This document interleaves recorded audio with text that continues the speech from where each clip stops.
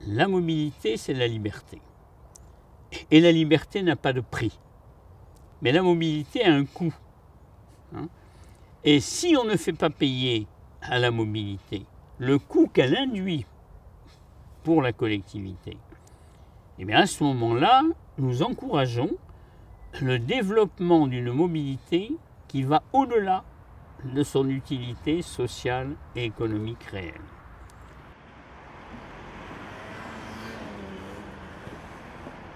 Alors d'abord, je crois que ce qui est fondamental, c'est de bien comprendre que les transports sont le point extrêmement dur et difficile pour réduire nos émissions de CO2. Quand on compare l'évolution des émissions de CO2 de la France entre 1990 et 2000, on s'aperçoit que nous avons globalement stabilisé nos émissions. Mais par contre, les émissions du secteur des transports ont continué à augmenter de 20% en 10 ans. Bon, cela montre bien que le secteur des transports est totalement immaîtrisé, et s'il est immaîtrisé, c'est parce qu'on subventionne les transports. Les usagers de la route ne paient pas l'ensemble de ce qui coûte à la collectivité, à savoir le coût de l'infrastructure, de son investissement et de son entretien, à savoir le coût des accidents, à savoir la pollution locale due à la circulation automobile, au bruit engendré par la circulation automobile. Tous ces coûts sont aujourd'hui supportés par la collectivité et non répercutés sur les usagers de la route. C'est en ce sens qu'on peut dire aujourd'hui que nous subventionnons implicitement la mobilité, c'est-à-dire que nous l'encourageons. Alors quand on fait un peu le bilan des impôts spécifiques qui sont payés par les utilisateurs de la route et des coûts qui ne leur sont pas directement facturés. Alors d'abord, les fiscalités spécifiques payées par les usagers de la route, c'était quoi? C'était jusqu'en 1988 un taux de TVA appliqué aux automobiles qui était un taux majoré. Ça, tout le monde l'a aujourd'hui oublié, mais le taux de TVA était de 33%, 33,5%, et il a été, en 2 étapes, je crois, en 88, abaissé à 19,6 comme l'ensemble des produits au taux normal. Il y avait ensuite le coût de la carte grise, le coût de la vignette, le coût de la taxe à l'essieu pour les poids lourds, et puis le coût des péages autoroutiers, là où il y a péage.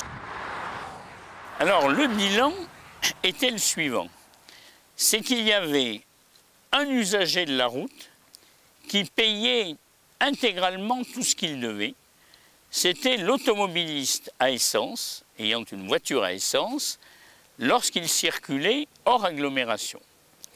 Il y avait l'automobiliste diesel circulant hors agglomération qui déjà ne payait pas ce qu'il coûte, puisque la taxe sur les carburants est beaucoup plus faible pour le diesel, pour le gazole que pour l'essence. Et puis il y avait surtout 2 champions de la sous-tarification qui sont les transports routiers en trajet interurbain et tous les usagers de l'automobile et du camion en milieu urbain. Et pour cela, l'écart entre les impôts spécifiques qu'ils paient et ce qu'ils coûtent était et est toujours considérable.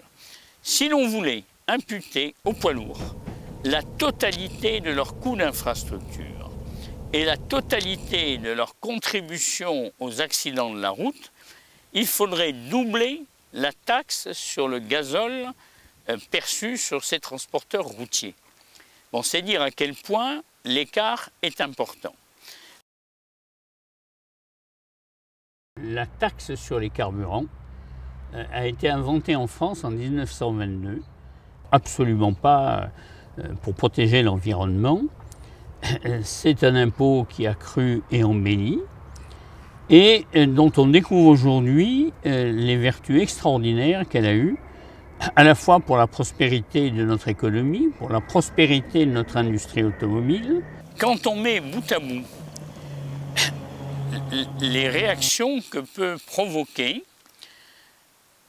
un prix du carburant élevé, en tenant compte du comportement de l'automobiliste, de la stratégie commerciale du constructeur d'automobile, de l'organisation du développement urbain, de l'organisation de la production, où l'on peut alimenter une usine de montage à partir d'un grand nombre de sites de plus en plus éloignés, et bien on s'aperçoit qu'au bout d'un siècle,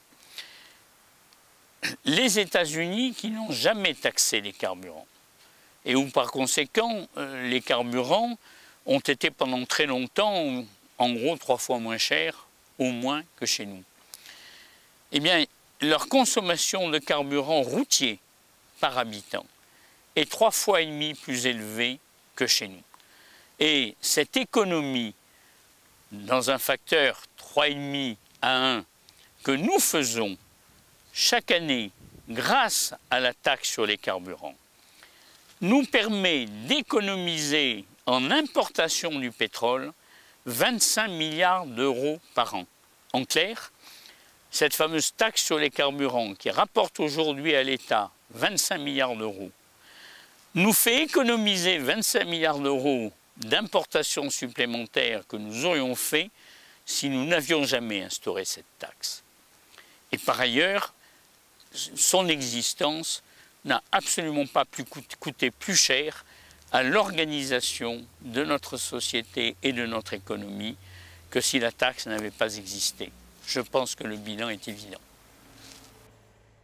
Il faut imputer à la mobilité tous les coûts qu'elle occasionne à la collectivité, et puis ensuite chacun reste libre d'affecter ses revenus à une mobilité plus ou moins grande. Alors avec des problèmes spécifiques qui tiennent à notre organisation urbaine, notre organisation du territoire, et qui sont pétris de choix qui piègent aujourd'hui des gens à revenus modestes. Et il va bien falloir régler ce problème de redistribution sociale